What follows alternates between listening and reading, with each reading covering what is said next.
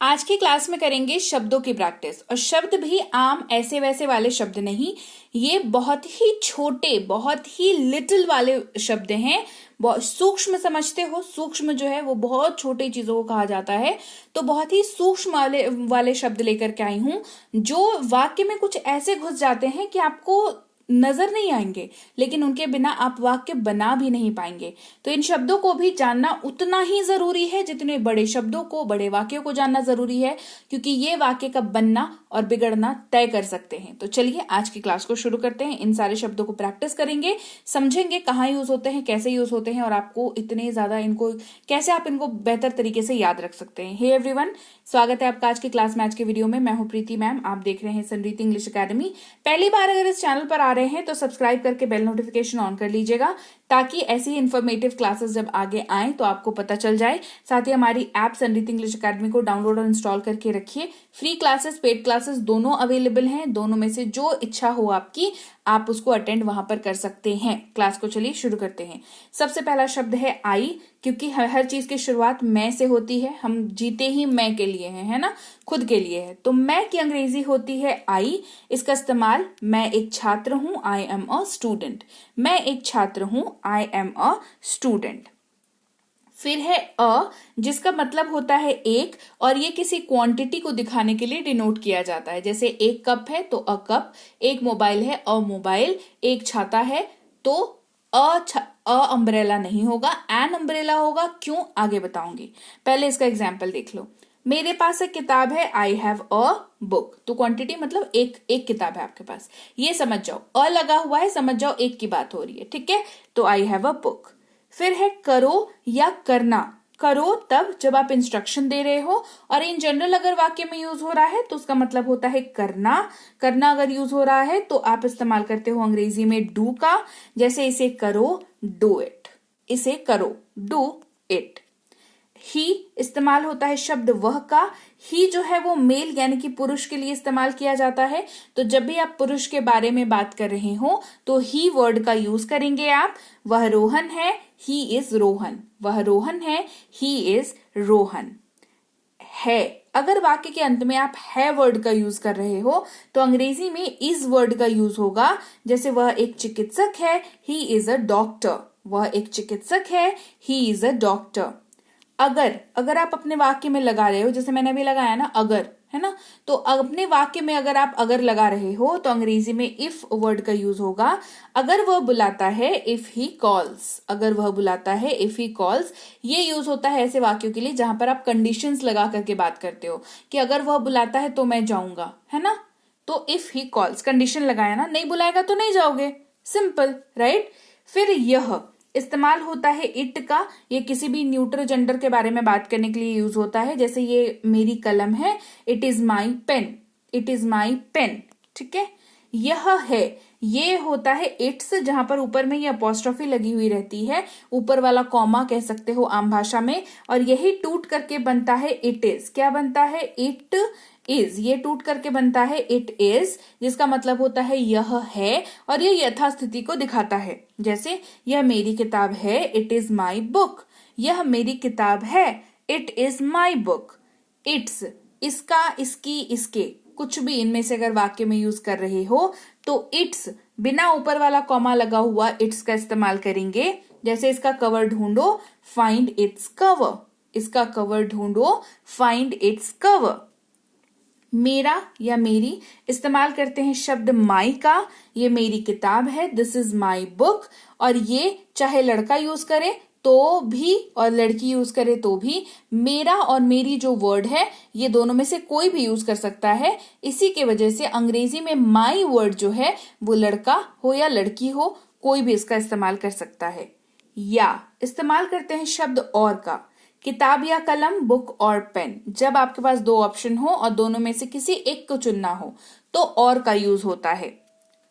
का, के, की अगर वाक्य में यूज कर रहे हैं तो ऑफ का यूज करते हैं उसकी इंग्लिश की जगह पर। किताब का कवर, कवर ऑफ बुक। किताब का कवर, कवर ऑफ बुक। इसीलिए सो वर्ड का यूज करते हैं जब आप इसका इस्तेमाल रीजन देने के लिए कर रहे हैं। इसीलिए मैंने बुलाया, सो आई कॉल्ड। इसीलिए मैंने बुलाया, सो आई कॉल्ड।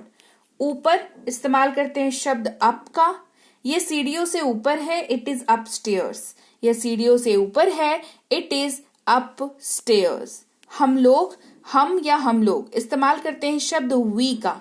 किसका इस्तेमाल करते हैं? शब्द इस्तेमाल होता है वी का। हम लोग जाते हैं, वी गो। हम लोग जाते हैं, वी गो। सब या सारी इस्तेमाल करते हैं शब्द ऑल का। किसका यूज करते हैं? इस्तेमाल करते हैं शब्द ऑल का। सारी चीजें, ऑल थिंग्स। सारी चीजें, ऑल थिंग्स। हूं, अगर वाक्य के अंत में आप हूं वर्ड का यूज कर रहे हैं तो आप एम का यूज करेंगे उसकी इंग्लिश में। मैं एक डॉक्टर हूं, आई एम अ डॉक्टर। मैं एक डॉक्टर हूं, आई एम अ डॉक्टर। में इस्तेमाल करते हैं शब्द इन का। आप देख पा रहे हैं ये जो भी शब्द मैं आपको करा रही हूं ये बहुत छोटे वाले वर्ड्स हैं और काम के उतने ही हैं। काम में इनसे बिल्कुल भी कोताही नहीं है इनकी, काम में ये सारे आते हैं, लेकिन छोटे हैं ना तो ऐसे दिखाई नहीं देते कई बार हमें, लेकिन काम बिगाड़ भी सकते हैं, काम बना भी सकते हैं यही वाले। ठीक है। में इस्तेमाल होता है इनका, जैसे मैं लंदन में हूं, आई एम इन लंदन। मैं लंदन में हूं, आई एम इन लंदन। नहीं इस्तेमाल करते हैं शब्द नो का। मैंने कहा नहीं, I said no. I said no. जैसा या जैसी इस्तेमाल करते हैं एज वर्ड का। जैसा मैं कहता हूं करो, डू एज आई से। जैसा मैं कहता हूं करो, डू एज आई से। पर इस्तेमाल करते हैं शब्द ऑन का। मेज पर, ऑन द टेबल। मेज पर, ऑन द टेबल। पर इस्तेमाल करते हैं एट का। अब आप सोचोगे पर का मतलब ऑन भी होता है, एट भी होता है, ये ऐसा कैसे? ऐसा तब होगा जब आप लोकेशन की बात कर रहे हो तो आप एट का यूज करोगे और उसके अलावा बाकी जगहों पर आप ऑन का यूज करते हो।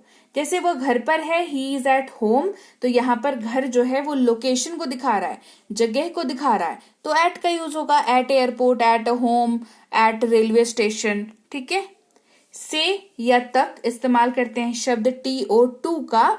जैसे मुझसे बात करो, टॉक टू मी। मुझसे बात करो, टॉक टू मी।